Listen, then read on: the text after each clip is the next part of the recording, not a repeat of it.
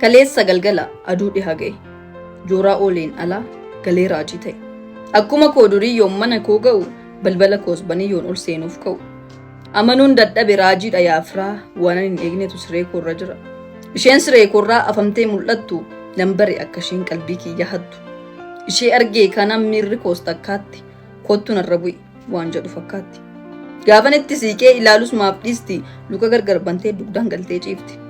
Anis gidduu galuuf maaltu wal dhiisare hamman uffata koo baasuttan jarjare.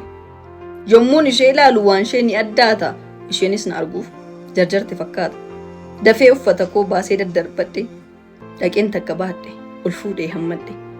Ofirra kaawwadhee gargar banee mana yommuun gidduu seenee jalqabu waan sana. Akkatti mi'aawu maaliin jedha wayyoo har'a ittan ba'ee galata waaqayyoo. Miira namaa fuudhee nama gammachiisa. Akkuma aannanii laphee namaa jiisa. Ani argeen beeku takkaa waan akkana ittiyyuu gidduu ishee bargaanfattee bana. Sirrittin ilaale haalaan gadi qabee jedhee quufuyyuu hin dadhabe.